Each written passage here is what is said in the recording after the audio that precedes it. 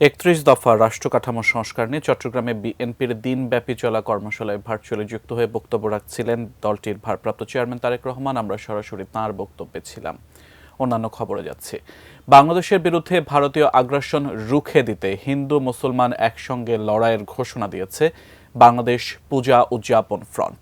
ভারতের আগরতলায় বাংলাদেশ সহকারী হাইকমিশন অফিসে হামলার প্রতিবাদে বিক্ষোভ সমাবেশে এ ঘোষণা দেন বক্তারা।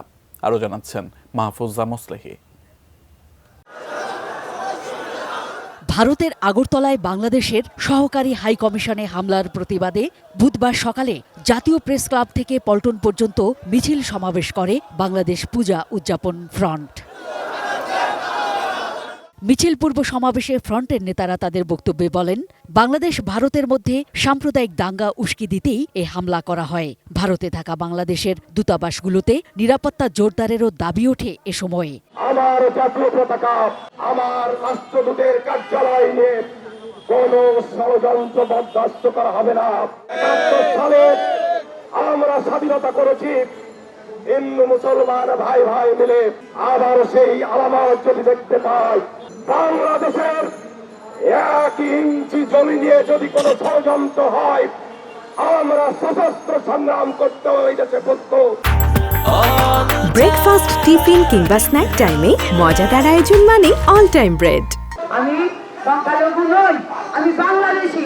আমার বাংলাদেশের যেখানে যেখানে আপনারা আঘাত করবেন সেখানে থেকেই আমরা যুদ্ধ ঘোষণা করব। শেখ হাসিনার পতন ভারত মেনে নিতে পারেনি মন্তব্য করে বাংলাদেশের বিরুদ্ধে ভারতীয় মিডিয়ার মিথ্যাচারের তীব্র সমালোচনা করেন বিএনপির সিনিয়র যুগ্ম মহাসচিব রুহুল কবির রিজভী। গণতন্ত্রের জন্য আমাদের মহান আত্মত্যাগ, সেই মহান আত্মত্যাগকে আপনারা ভুলুণ্ঠিত করার চেষ্টা করছেন, তাতে কোনো লাভ হবে না।